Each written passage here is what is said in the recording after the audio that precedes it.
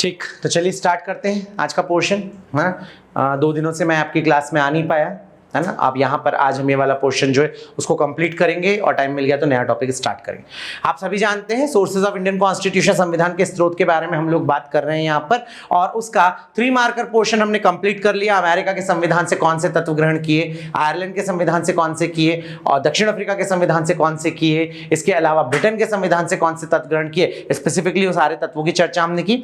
कुछ particular question देखे, नीति निर्देशक तत्व कहां से ग्रहण किए हैं, संविधान संशोधन की प्रक्रिया कहां से ग्रहण की, मौलिक कर्तव्य कहां से ग्रहण किए, मौलिक अधिकार कहां से ग्रहण किए, इस तरह के कुछ क्वेश्चंस मैंने आपको बताया। मैंने आपको उन क्वेश्चंस की भी पूरी लिस्ट प्रोवाइड करी जो 3 मार्कर में आज तक एमपीपीएससी पूछ चुका है, और अब मैं यहां पर आप लोगों से डिस्कस करने जा रहा हूं इसका 5 मार्कर पोर्शन। देखिए, हालांकि 5 मार्कर 11 मार्कर क्वेश्चन में यहां पर ज्यादा कुछ पूछा नहीं है एमपीपीएससी ने, बट फिर भी हम लोग यहां पर देखते हैं अगर 5 मार्कर 11 मार्कर में कोई क्वेश्चन आया तो आपको उसे कैसे लिखना होगा। तो 5 मार्कर पोर्शन स्टार्ट कर रहे हैं। क्राइटेरिया आपको पता है, 50 वर्ड्स या 5 to 6 लाइंस में आपको इसका आंसर देना। फर्स्ट क्वेश्चन आप देख सकते हैं, discuss the features which have been taken from the constitution of Canada in Indian constitution. ने भारतीय संविधान में कनाडा के संविधान से ग्रहण किए गए तत्वों की चर्चा। अब बच्चों, अगर यहां पर कनाडा के संविधान की बात करें तो कनाडा के संविधान वाला जो फीचर्स हैं वो हम लोग डिस्कस कर चुके हैं आपसे प्री वाले, मतलब आपका जो 3 मार्कर पोर्शन है उसमें। यहां पर उन्हीं फीचर्स की डिटेल आपको देखने को मिलेगी, लेकिन हो सकता है उतनी डिटेल में मैं डिस्कस ना करूं, क्योंकि जो पोर्शन मैंने डिस्कस कर दिया उसको वापस डिस्कस करने का कोई सीन नहीं बनता।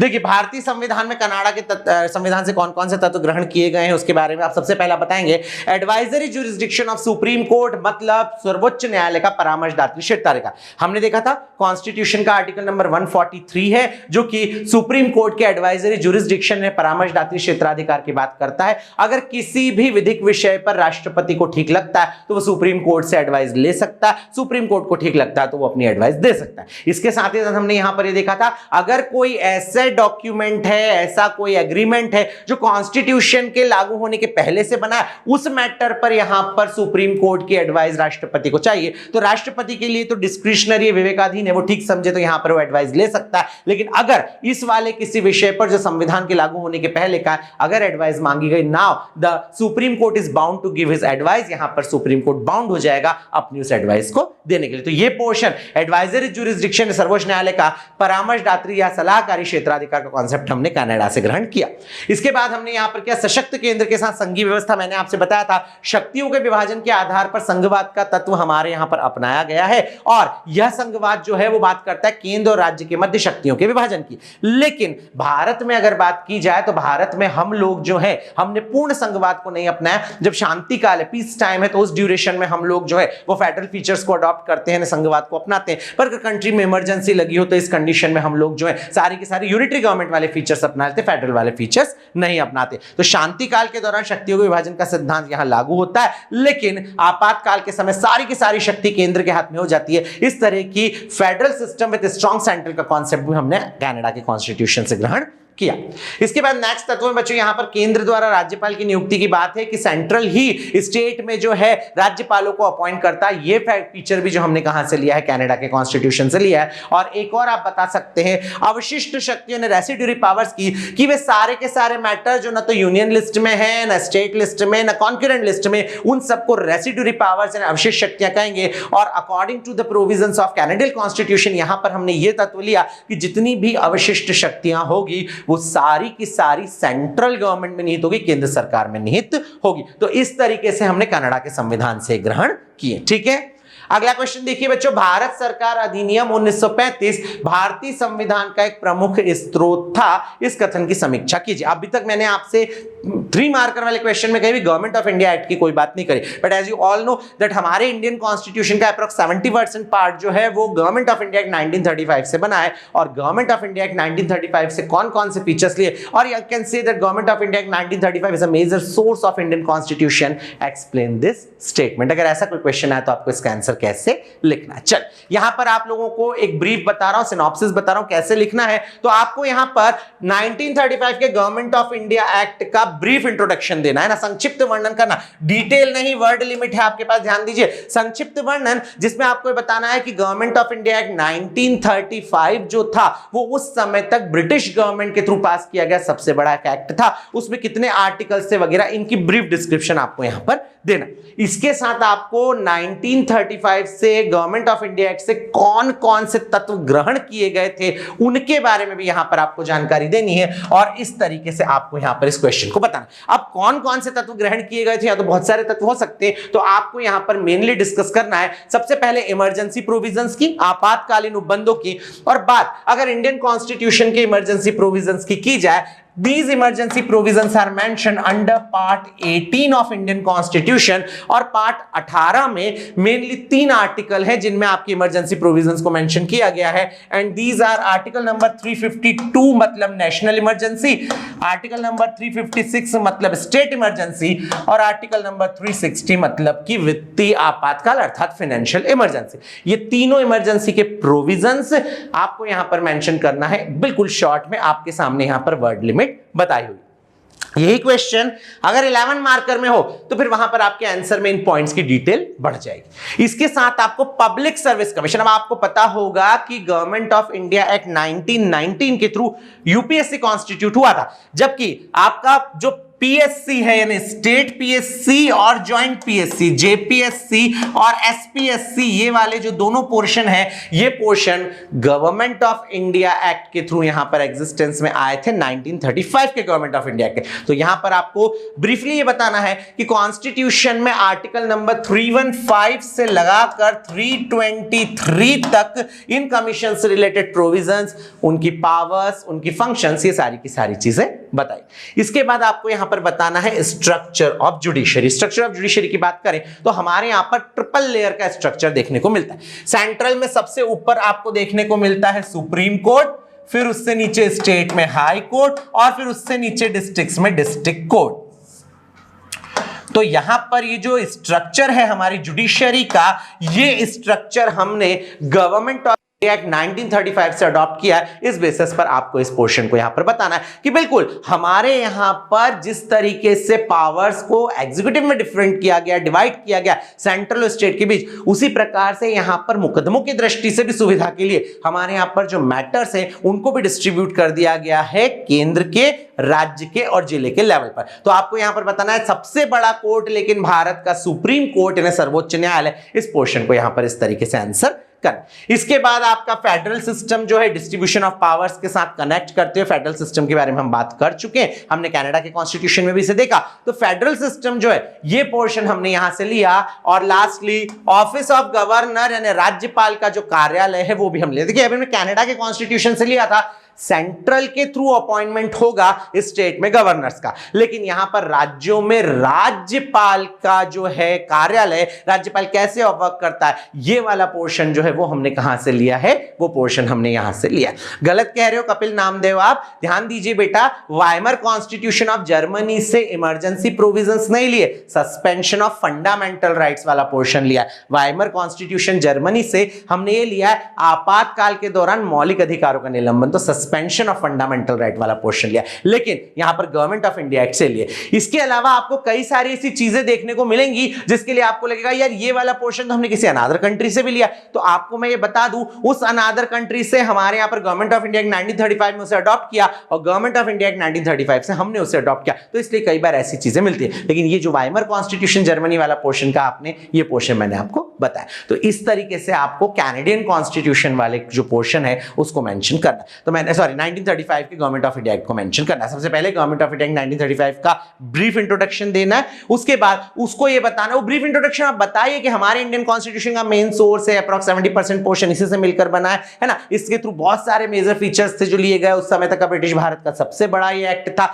ये सारी चीजें आप वहां पर बताएं। उसके बाद फीचर्स हमने कुछ डिस्कस किए, इमरजेंसी प्रोविजंस बताइए, है ना, पब्लिक सर्विस कमीशंस बताइए, फेडरल स्ट्रक्चर बताइए, स्ट्रक्चर ऑफ जुडिशरी बताइए और साथ में ऑफिस ऑफ गवर्नर को भी मेंशन कीजिए। ये पोर्शन आपको यहां पर बताना है, ठीक।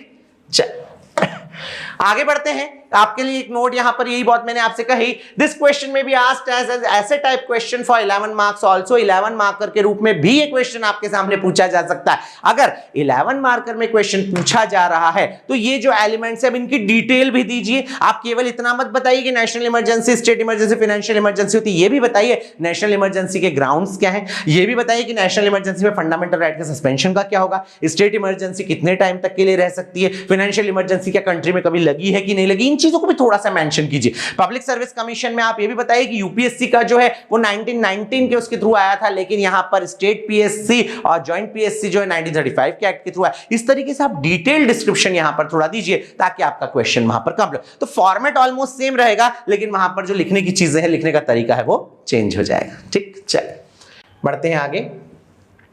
एक क्वेश्चन और देखिए, भारतीय संविधान में अमेरिका के संविधान से ग्रहण किए गए तत्वों की डिटेल में डिस्कशन कीजिए। ऐसा क्वेश्चन भी अगर आपके सामने आता है तो आप इसे कैसे आंसर करें। आप ध्यान दीजिए, 3 मार्कर में अमेरिका का कॉन्स्टिट्यूशन पूछा जा चुका है। हमने देखा 5 मार्कर में भी अमेरिका के कॉन्स्टिट्यूशन वाला एक क्वेश्चन बना था। अब अगर इस तरह का कोई क्वेश्चन 11 मार्कर में पूछ ले तो आपको यहां पर इसका आंसर कैसे देना है, उसी का यहां पर मैं आपके साथ जो है वो फीचर डिस्कस कर रहा हूं। मैं डिटेल में आपको इस सारे फीचर समझा चुका हूं, मैं यहां पर इन्हें वापस डिटेल नहीं करूंगा क्योंकि हम 2 बार अप्रॉक्स का डिस्कशन कर चुके हैं। अगर पर्टिकुलर कोई पोर्शन है आपका जो आपको नहीं समझ में आ रहा तो आप मुझसे पूछ सकते हैं, अदरवाइज नहीं। और अगर आप में से कोई ऐसा है जो आज फर्स्ट डे क्लास में बैठा तो वो बिल्कुल मुझसे मत पूछिएगा, ठीक है। सबसे पहली बात, फंडामेंटल राइट्स पार्ट 3 में आर्टिकल नंबर 12 से 35 तक है, उनको यहां पर आपको मेंशन करना है। फिर impeachment of president article number 61 में जो बताया गया उसको मेंशन करना है आपको। इसके बाद जुडिशियल रिव्यू आर्टिकल नंबर 13 में जो बताया गया उसको मेंशन करना है आपको यहां पर, है ना, किस तरीके से जुडिशियल रिव्यू होगा। नेक्स्ट, प्रीएम्बल जो है इंडियन कॉन्स्टिट्यूशन की, we the people of India से जो स्टार्ट होती, तो अमेरिका की कॉन्स्टिट्यूशन की प्रीएम्बल कैसे स्टार्ट होती, we the people of America, हमारी होती we the people of India. तो यहां पर ये प्रीएम्बल जो है ये भी हमने वहीं से लिया, और वर्ल्ड का वो पहली कंट्री अमेरिका ही थी जिसने अपने कॉन्स्टिट्यूशन में प्रीएम्बल को इंसर्ट किया, जिसका कॉन्स्टिट्यूशन वर्ल्ड का सबसे पुराना रिटन कॉन्स्टिट्यूशन है, और हमने भी वहीं से प्रीएम्बल के कॉन्स्टिट्यूशन के उस कॉन्सेप्ट को अडॉप्ट किया। इसके बाद आपको पोस्ट ऑफ वाइस प्रेसिडेंट बताना, आर्टिकल नंबर 62 से यहां पर जिसको मेंशन किया गया उस पोर्शन को आपको यहां पर मेंशन करना है।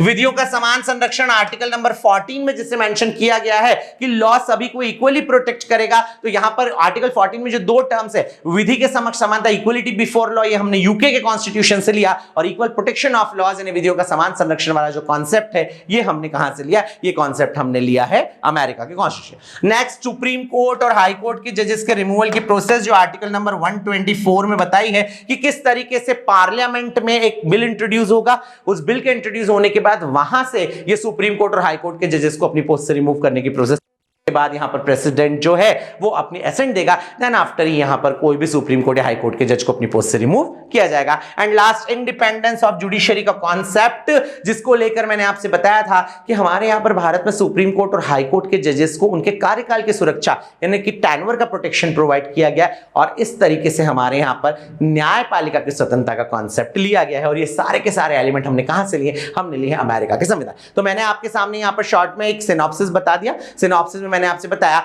इन सारे एलिमेंट्स को आपको डिस्कस करना है अगर आपके सामने इस तरह का कोई क्वेश्चन यहां पर पूछ लिया जाता है तो, ठीक है। अब 5 मार्कर क्वेश्चन है तो आप बहुत डिटेल में मत जाइएगा, शॉर्ट में चीजें बताइए, लेकिन अगर यही क्वेश्चन 11 मार्कर में आ जाए तो फिर इनकी डिटेल डिस्कशन भी आपको वहां पर करनी पड़ेगी, ठीक है। बात समझ में आई? चलिए, सुप्रीम कोर्ट द्वारा राष्ट्रपति कभी भी उस सलाह को मानने के लिए बाध्य नहीं है मनीषा जो कि यहां पर सुप्रीम कोर्ट ने दी, कभी भी बाउंड नहीं है ना। चल, यहां भी वही नोट मैंने बताया है कि ये प्रश्न दीर्घ उत्तरी प्रश्न के रूप में 11 मार्कर में भी पूछा जा सकता है। तो हमने यहां पर 3 मार्कर में तो अमेरिका क्वेश्चन देखा, फिर अभी हमने 5 मार्कर देखा, और अगर ये क्वेश्चन 11 मार्कर में आ जाए तो आपको इसे कैसे लिखना है वो भी मैंने आपसे डिस्कस किया। ठीक, क्लियर है? कोई दिक्कत तो नहीं है यहां तक? क्योंकि आपका 5 मार्कर वाला पोर्शन सोर्सेस से कंप्लीट हो चुका है। जनरली इससे क्वेश्चन नहीं पूछे गए हैं, इसलिए मैंने आपको कुछ सैंपल क्वेश्चंस दिखाए कि कैसे क्वेश्चन आ सकते हैं और कैसे आपको उनका आंसर करना है। अगर कोई डाउट है तो पूछ लीजिए फटाफट। कोई डाउट बच्चों?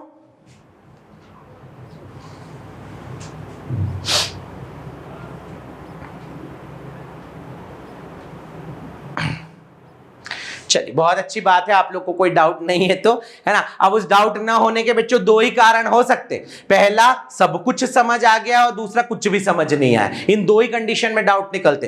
पहली कंडीशन है तो बेस्ट है कि आप लोग इन चीजों को समझ गए, और दूसरी कंडीशन है तो वर्स्ट है, आप लोगों को यहां पर पीडीएफ पढ़नी चाहिए या लेक्चर्स जो, अगर आप में से कोई ऐसे बच्चों जिनके प्रीवियस क्लासेस मिस हो गई है तो ऐप पर ये लेक्चर डले होते हैं, यहां पर आप उन्हें देख सकते हैं ताकि आप लोगों का जो पोर्शन मिस हुआ आप उसे समझ सकें। चलिए, थैंक यू चेतना, है ना। अब बात करते हैं दीर्घ उत्तरी प्रश्न यानी ऐसे टाइप क्वेश्चंस के बारे में। तो यहां पर इनके लिए क्राइटेरिया हमारे सामने है कि हमको इनका आंसर जो है अप्रोक्स 200 वर्ड्स में देना। चलिए देखते हैं कौन से क्वेश्चंस हो सकते हैं। पहला क्वेश्चन देखिए, भारत सरकार अधिनियम 1935 भारतीय संविधान का एक प्रमुख स्रोत था, इस कथन की समीक्षा कीजिए। Government of India act was a major source of Indian constitution, evaluate this statement. या फिर क्वेश्चन कुछ ऐसा भी हो सकता है, भारत शासन अधिनियम 1935 को संविधान का आधार स्रोत क्यों कहा जाता है? Why government of India act 1935 is called base of Indian constitution. अभी हमने 5 मार्कर में क्वेश्चन देखा, अगर ये क्वेश्चन 11 मार्कर में आ जाए तो इसका आंसर हमें कैसे लिखना है थोड़ा सा यहां पर अब डिटेल में मैं डिस्कस आपके साथ कर लेता हूं ताकि आप उन एलिमेंट्स को समझ सकें। देखिए, कई सारे संविधान विदों का यह मानना है कि भारतीय संविधान के बहुत सारे ऐसे महत्वपूर्ण प्रावधान हैं जो कि गवर्नमेंट ऑफ इंडिया एक्ट 1935 से लिए गए हैं और उन मेजर एलिमेंट्स में हम लोग यहां पर कुछ एलिमेंट्स के डिस्कशन कर सकते हैं। अभी मैंने आपसे बताया सबसे पहले इमरजेंसी प्रोविजंस। इमरजेंसी प्रोविजंस कहां मेंशन किए गए? कॉन्स्टिट्यूशन के पार्ट 18 में इमरजेंसी प्रोविजंस मेंशन किए गए। इसमें राष्ट्रीय आपातकाल, राष्ट्रपति शासन और वित्तीय आपातकाल, इस राष्ट्रपति शासन को ही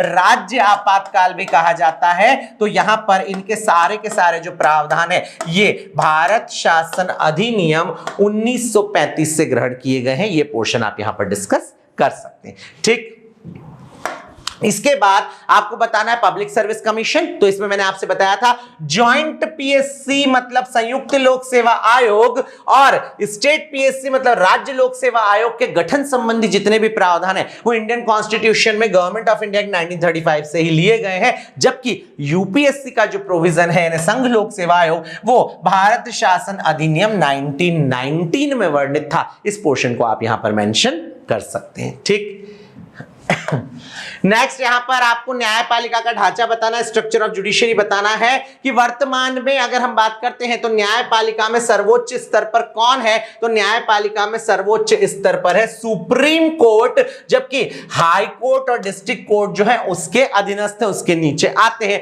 और ये पूरा का पूरा स्ट्रक्चर हमने गवर्नमेंट ऑफ इंडिया एक्ट 1935 से ही अडॉप्ट किया। तो इस तरीके से आपको यहां आंसर, मैं डिटेल आपको बता चुका हूं सारी, मैं सिर्फ आपको यहां पर दिखा रहा हूं। इस क्वेश्चन को अगर आ जाए तो आपको लिखना कैसे, एक बार मैंने बिना लिखे आपको सिर्फ सिनॉप्सिस बताया और इस बार मैं आपको इस क्वेश्चन का पूरा डिटेल आंसर दिखा।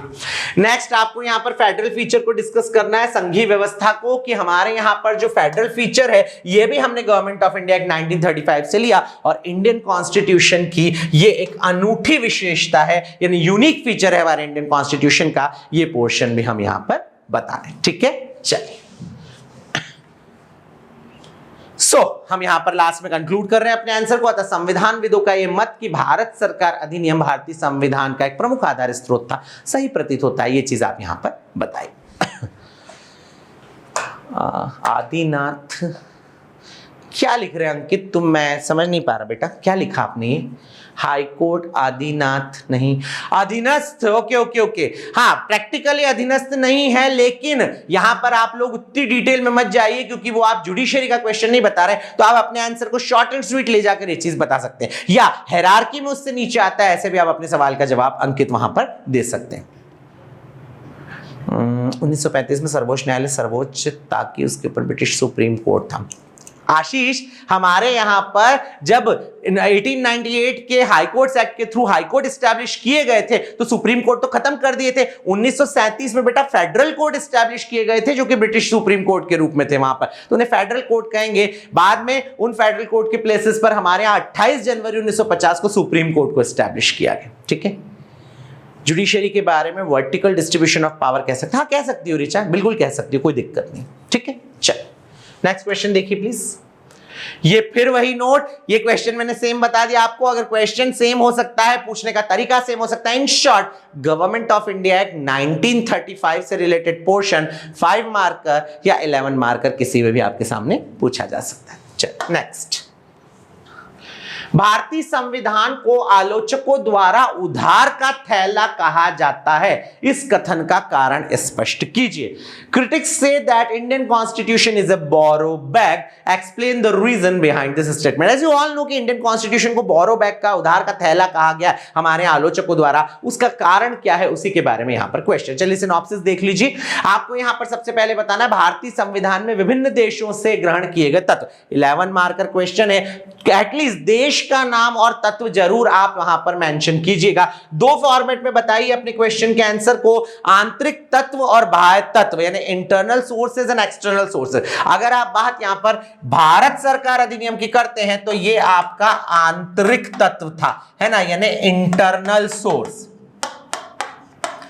तो आप अपने क्वेश्चन को कुछ इस तरीके से लिखिए कि भारतीय संविधान को स्रोतों की दृष्टि से दो भागों में डिवाइड किया जा सकता है, internal sources and external sources. Internal sources में सबसे बड़ा स्रोत था हमारा भारत सरकार अधिनियम 1935 और भारत सरकार अधिनियम 1935 से निम्न तत्व ग्रहण किए गए। आप यहां से एक एक लाइन में बता भी सकते हैं। अगर इंटरनल सोर्सेज में चूंकि एक ही सोर्स है आपके पास, तो आपका आपातकालीन प्रावधान, संघीय व्यवस्था, न्यायपालिका का ढांचा, ये पोर्शन वहां पर बताए। फिर एक्सटर्नल सोर्सेज में हमारे कॉन्स्टिट्यूशन मेकर्स ने विभिन्न देशों के संविधानों से अलग अलग तत्व ग्रहण किए, उनके बारे में आप यहां पर बता सकते हैं। कंट्री लिखिए, यूएसए, उससे कौन कौन से तत्व लिए उनको मेंशन कर दीजिए। यूके, उससे कौन कौन से तत्व लिए उसको मेंशन कर दीजिए, है ना। आपका कनाडा, उससे कौन कौन से तत्व लिए उसको मेंशन कर दिया। अब उन तत्वों की डिटेल पर मत जाइएगा, क्योंकि इतनी डिटेल आप नहीं लिख सकते, वर्ड लिमिट वहां भी है। कोशिश ये करिए उन मैक्सिमम कंट्रीज को आप अपनी लिस्ट में शामिल कर लें जिससे कि हमने तत्व ग्रहण किए। ये सारी चीजें आपको यहां पर बतानी। तो अब बात समझ में आई। आंतरिक स्रोत, बाह्य स्रोत के दो कॉन्सेप्ट लीजिए। आंतरिक स्रोत में भारत सरकार अधिनियम के बारे में बताइए, उसके एलिमेंट्स मेंशन कर दीजिए। बाह्य स्रोत में वर्ल्ड के अलग अलग कंट्रीज के नाम और उनसे लिए गए एलिमेंट्स की लिस्ट आप यहां पर बताइए। और इस तरीके से आप अपने इस क्वेश्चन के आंसर में यहां पर भारतीय संविधान की प्रकृति का वर्णन कर दिए कि यहां पर चूंकि हमारा भारतीय संविधान जो है विश्व के अलग अलग देशों के संविधानों से मिलकर बना है, इसीलिए इंडियन कॉन्स्टिट्यूशन को क्रिटिक्स ने बोरो बैक यानी उधार के थैले की संज्ञा दी है। इस तरीके से आपको अपने इस क्वेश्चन के आंसर को कंप्लीट करना है। क्लियर है बच्चों? समझ में आया कैसे लिखेंगे अगर ऐसा कोई क्वेश्चन आ जाता है तो?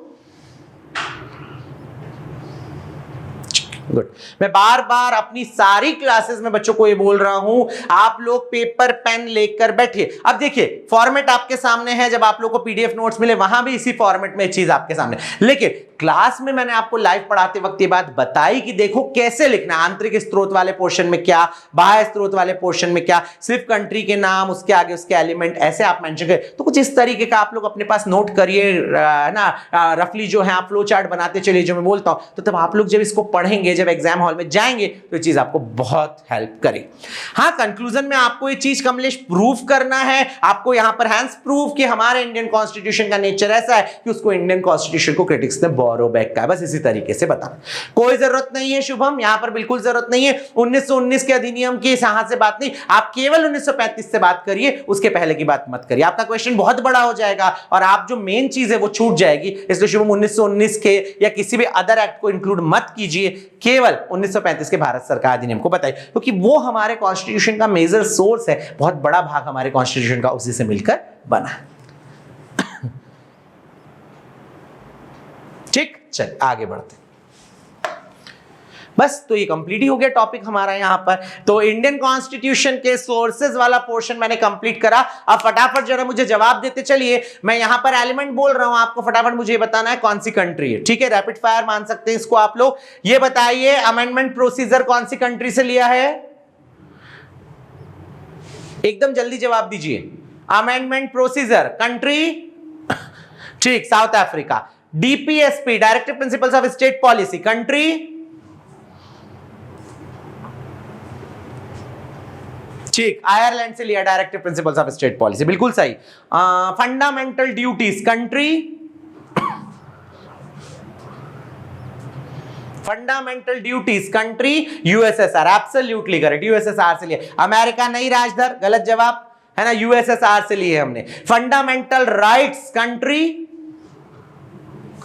Fundamental rights country USA, absolutely correct, USA से हमने फंडामेंटल राइट्स को यहां पर अडॉप्ट किया। Single citizenship country, single citizenship country UK, UK के कॉन्स्टिट्यूशन से हमने सिंगल सिटीजनशिप को यहां पर अडॉप्ट किया, बिल्कुल ठीक। प्रोसीजर एस्टैब्लिश बाय लॉ, विधि द्वारा स्थापित प्रक्रिया कंट्री, नहीं कपिल, यूएसए नहीं, जापान। जापान है बेटा, ये जर्मनी किसने दिया? राजधर, गलत जवाब। जापान से लिया है हमने, विधि द्वारा स्थापित प्रक्रिया। तो बस इसी तरीके से आपके सामने 3 मार्कर क्वेश्चंस वहां पर पूछे जा सकते हैं, यहां पर आपको उसका जवाब ऐसे ही देना होगा। बात समझ में आई बच्चों आपको? तो यही है आपका सोर्सेज ऑफ इंडियन कॉन्स्टिट्यूशन। अगर इस वाले क्वेश्चन मतलब इस वाले पोर्शन तक अगर कोई डाउट है तो आप लोग पूछ लीजिए, अदरवाइज हम एक न्यू टॉपिक स्टार्ट करते हैं। कोई डाउट है आप लोगों को तो आप पूछ सकते हैं प्लीज।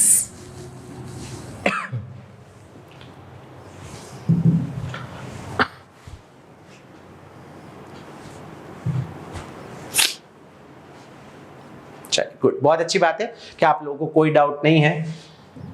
कोशिश मेरी यही है कि आप लोगों के डाउट्स क्लियर हो जाएं और आप लोगों को कोई डाउट ना रहे।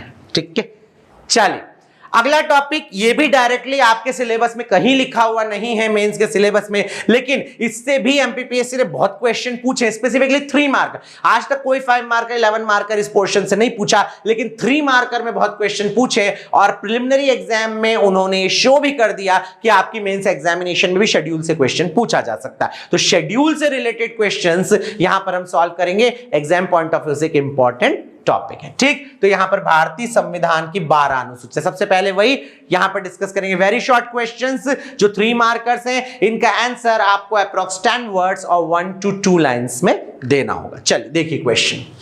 फर्स्ट क्वेश्चन, भारतीय संविधान में कुल कितनी अनुसूचियां, how many schedules are in Indian constitution? Simple जवाब है, भारतीय संविधान में वर्तमान में 12 अनुसूचियां। ये तो प्री वाला पोर्शन से आपको जवाब मिल गया। अब क्वेश्चन यहां पर ध्यान दीजिए क्या पूछा गया, भारतीय संविधान में कितनी अनुसूचियां थी या कितनी है? क्वेश्चन में ध्यान देना, अगर थी पूछे तो फिर आपको बताना at the time of commencement of constitution there were total 8 schedules in Indian constitution, but right now there are 12। आप चाहें तो इस क्वेश्चन के आंसर में भी कुछ इस तरीके से आंसर लिख सकते हैं कि मूल भारतीय संविधान में 8 अनुसूचियां थी, किंतु वर्तमान में कुल 12 अनुसूचियां। ऐसे भी आप इस क्वेश्चन का आंसर दे सकते हैं। आपको लगता है मुझे सिर्फ अनुसूचियां वर्तमान में कितनी वो बताना है, ऐसे भी आप इस क्वेश्चन का आंसर दे सकते हैं। ठीक, चलिए नेक्स्ट देखिए, मूल संविधान में कुल कितनी अनुसूचियां थी, वही क्वेश्चन नेक्स्ट में लेकर आया आपके सामने। How many schedules were in original constitution? तो यहां पर आप बता सकते हैं मूल संविधान में 8 अनुसूचियां थी। अब देखिए दोनों क्वेश्चंस का जो आंसर है वो आंसर देने का तरीका आपको ऑलमोस्ट सेम है। दोनों तो आएंगे नहीं एग्जाम में, एक ही आएगा अगर आया तो यहां पर आप 8 अनुसूचियों वाले क्वेश्चन में भी प्लस वर्तमान में 12 अनुसूचियां हैं ऐसा मेंशन कर सकते हैं। वर्तमान में कितनी अनुसूचियां या भारतीय संविधान में टोटल कितने शेड्यूल्स है, उस वाले क्वेश्चन में आप प्लस मूल संविधान में 8 अनुसूचियां थी, इस लाइन को ऐड कर सकते हैं। आपका क्वेश्चन विद इन लिमिट्स रहेगा, कोई दिक्कत वहां पर नहीं। मैं फिर बता दूं, में, पर, है, से, ने, तो ये सारे के सारे वर्ड्स जो हैं, ये आपका इज, ऑफ, द, इनको यहां पर कंसिडर नहीं किया जाता, उनको वर्ड्स में नहीं गिना जाता है, तो इसलिए यहां पर आपकी वर्ड लिमिट प्रॉपर रहेगी। ठीक, चलिए नेक्स्ट क्वेश्चन। एमपीपीएससी ने 2017 में क्वेश्चन पूछा था, भारतीय संविधान की 12वीं अनुसूचित किससे संबंधित है और उसमें कितने विषय उल्लेखित हैं? What is the 12th schedule of constitution about and how many subjects are there in this schedule? तो यहां पर आपको इसका जवाब कुछ इस तरीके से देना। आप कोशिश कीजिए जितनी डिटेल्स आप यहां बता सकते हैं, क्योंकि 1 से 2 लाइन में आपको जवाब देना। आप जवाब ऐसे दीजिए, 74th कॉन्स्टिट्यूशनल अमेंडमेंट 1992 द्वारा जोड़ी गई संविधान की 12वीं अनुसूची में नगर पालिकाओं की शक्तियों और कार्यों का उल्लेख। देखो मेरी बात सुनो बच्चों, 3 मार्कर पोर्शन है इसलिए यहां पर सारी ट्रिक आपको देखनी पड़ेगी। आप सीधा भी बता सकते हैं, जैसे आप लोगों में से कई बच्चों ने लिखकर दे दिया कि 12वीं अनुसूची नगर पालिका से संबंधित। बात तो सही, लेकिन एक मानकर चलिए जो ये तरीके से देगा उसको यहां पर ज्यादा बेहतर मार्क्स मिलने के चांसेस होंगे। यहां पर उसने सब चीजें तो कवर कर ली, उसने ये भी बता दिया 12th अनुसूची में क्या है, तो हमने यहां पर ये बता दिया कि 12वीं अनुसूची में नगर पालिकाओं की शक्ति और कार्यों का उल्लेख है। ये भी बता दिया ये अनुसूची 74वें संविधान संशोधन द्वारा जोड़ी गई थी, और आप यहां पर ऐसा भी बता दीजिए 12वीं अनुसूची में कुल 18 विषयों का उल्लेख। अब देखिए आप इसको चाहे तो 3 डॉट्स में भी आंसर दे सकते हैं, अपने क्वेश्चन को इस तरीके से कंप्लीट कर सकते हैं। आप यहां पर एक डॉट लगाकर ये बताइए 12th शेड्यूल में क्या है, मतलब म्युनिसिपैलिटीज है, दूसरा डॉट बताइए 12th शेड्यूल कब इंसर्ट हुआ? आप बताइए कि ये जो हुआ ये 74th कॉन्स्टिट्यूशनल अमेंडमेंट 1992 के थ्रू ऐड हुआ। और तीसरे पॉइंट में आप यहां पर ये वर्णन करिए 12th शेड्यूल में यहां पर 12 विषयों का उल्लेख किया गया। सिंपल, आपका क्वेश्चन विद इन लिमिट्स है।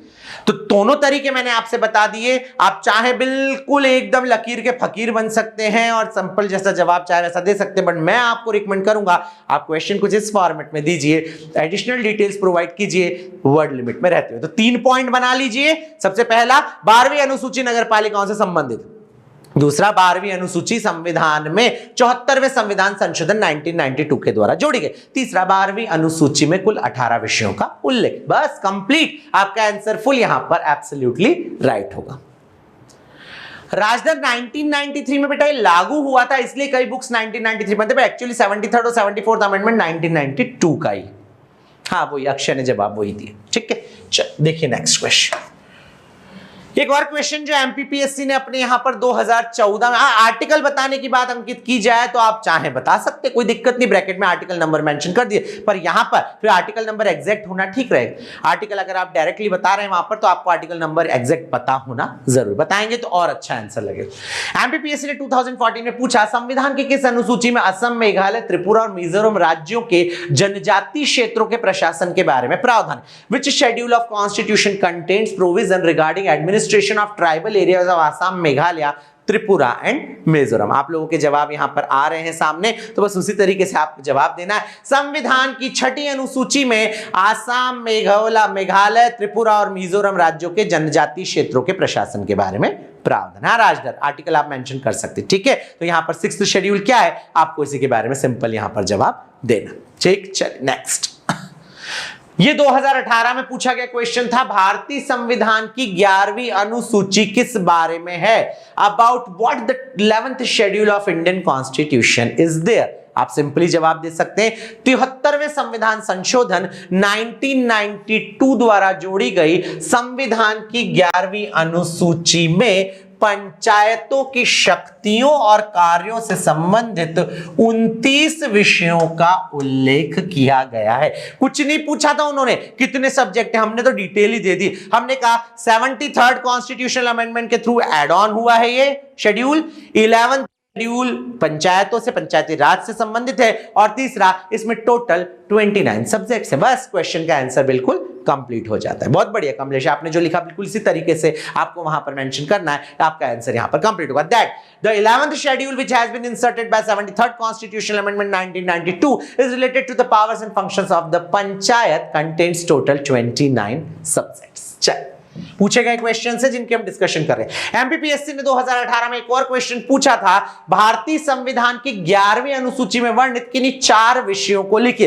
तो अभी हमने यहां पर कहा 29 सब्जेक्ट्स हैं, लेकिन उन्होंने यहां पर बोला उसमें से कोई 4 सब्जेक्ट भी बताओ। Right any 4 subjects of the 11th schedule of Indian constitution. जो भी आपको वर्ड सब्जेक्ट अच्छे लगते हैं आप उन्हें मेंशन कर सकते हैं। मैंने ये 4 सब्जेक्ट लिए जो मुझे लगता है कि पंचायती राज के लिए, बहुत इंस्टीट्यूशन के लिए बहुत इंपॉर्टेंट है। फर्स्ट एग्रीकल्चर यानी कृषि विकास, दूसरा एडल्ट एजुकेशन यानी प्रौढ़ शिक्षा, तीसरा गरीबी उन्मूलन का कार्यक्रम मतलब पॉवर्टी एलिवेशन प्रोग्राम, और चौथा ग्राम एवं कुटीर उद्योग विलेज एंड कॉटेज इंडस्ट्रीज। इन सब के रिलेशन में अपनी पावर्स, अपने फंक्शंस को एक्सरसाइज करता है आपका पंचायती राज इंस्टीट्यूशंस, यही यहां पर पूछा जा रहा है। तो बात ध्यान दीजिए बच्चों, यहां पर ये 2018 में जो क्वेश्चन पूछा गया था पंचायती राज से संबंधित या 11वीं अनुसूची के केवल 4 विषयों का उल्लेख कीजिए। आपको जो अच्छे लगते हैं आप वो सब्जेक्ट यहां पर बता सकते हो। मैंने agriculture, adult education, poverty elevation programme and village and cottage industries को यहां पर अपने आंसर में मेंशन